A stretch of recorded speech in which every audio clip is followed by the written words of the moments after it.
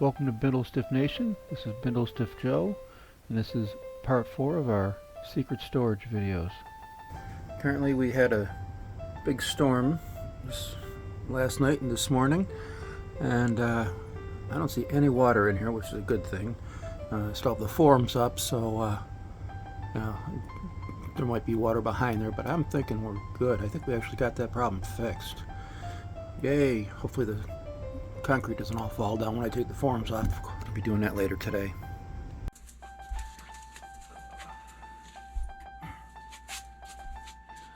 Alright folks, moment of truth.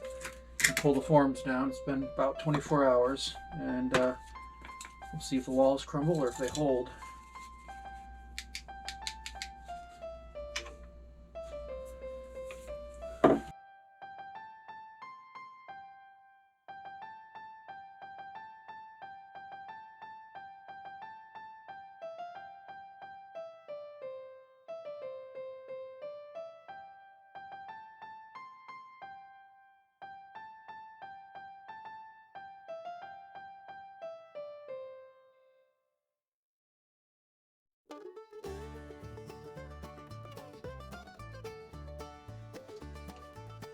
I'm pretty happy for the most part.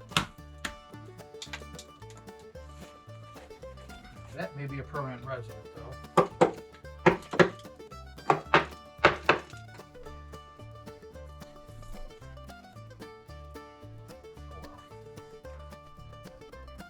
Okay, up here where I had it real soupy, I'm real happy with the way that looks. It came in really good. And areas here like this, and down here and over here where I had the vibrator, the sander strapped in, I'm real happy with the way those turned out. And then the areas near where the sander was, for the most part, I'm not thrilled with them, but they're acceptable. But this bit right here is totally unacceptable. It's just, it's crumbly and loose, and I don't like it.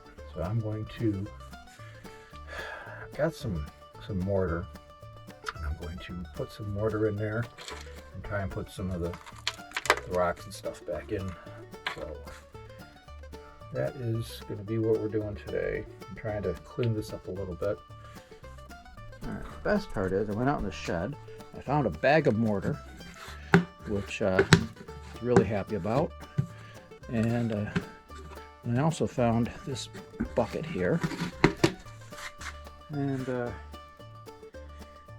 no, that's either mortar or grout. Judging by the volume and the color, I'm thinking it's mortar.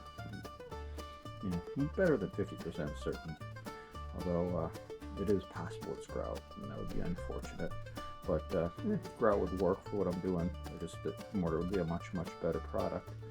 Kind of surprised that I didn't label it. You know, just throw the part of the bag in there with exactly what it is. That's kind of my thing. I label everything. If you look around here, you see that everything's labeled. Almost everything. And it's not because I have ADHD. It's because I have CRS. And if I don't label it, tomorrow I'll be looking at it going, what is this and why is it here and what am I doing with it? Whereas if I label it, I go, oh yeah, those are plumbing supplies that I'm going to someday do plumbing with.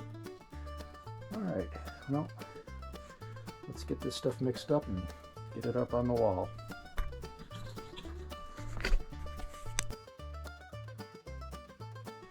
I'm not going to be being real precise about this. I just know about how thick I want it to stay on the walls, and that's what I'm doing.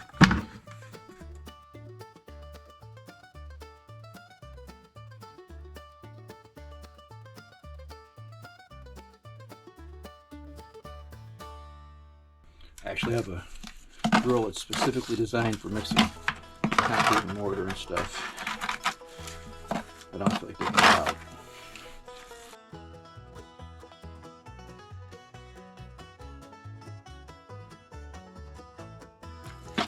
I didn't have to read the bag on this. I think you're supposed to let it sit for a few minutes before you use it.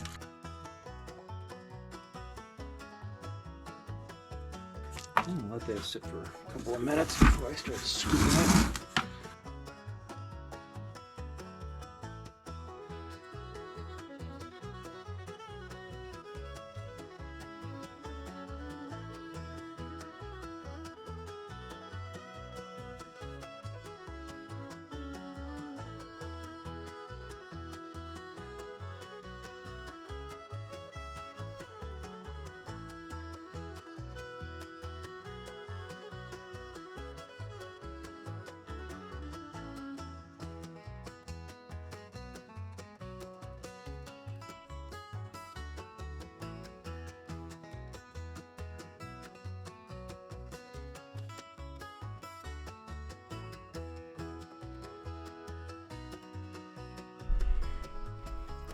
Alright, well, got it all patched up. I'm pretty happy with the way it looks right now. See how it is when it dries.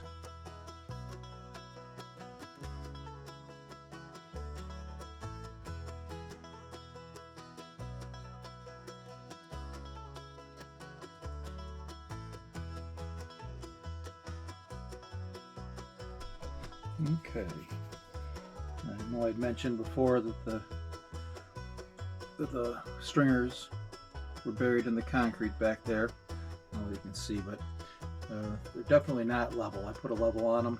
The landing is pretty level, and they get progressively less level as you go down. I mean, you can't really judge by the basement floor here because that ain't level either. But what we're going to do is going to climb in there and take a look just how bad it is.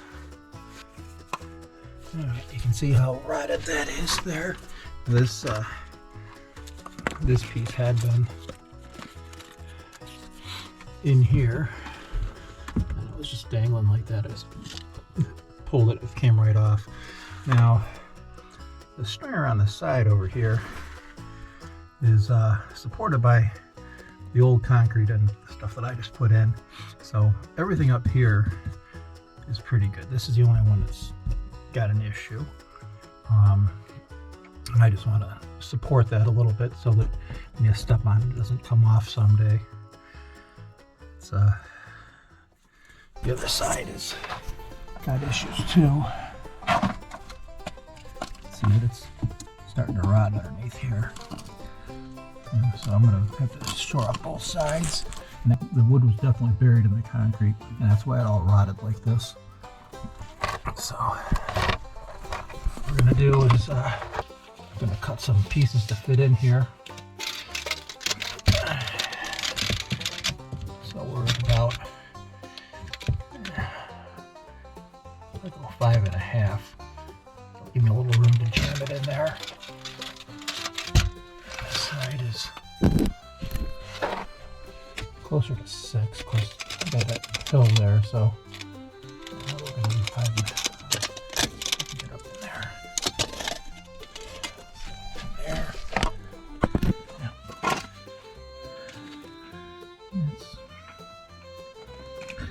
probably 5 3/8 up there. Alright, well, that's where I'm at for now.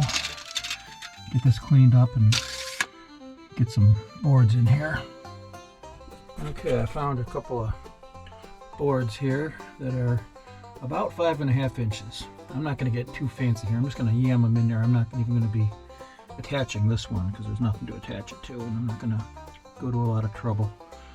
That one, that pile of concrete right there, though, is definitely too high. So I'm going to have to trim this one a little bit. It fits in right here, but it doesn't go all the way back.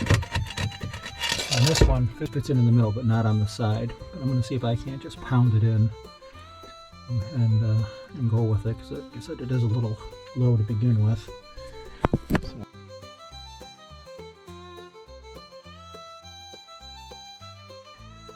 Yeah, maybe I should have trimmed it a little.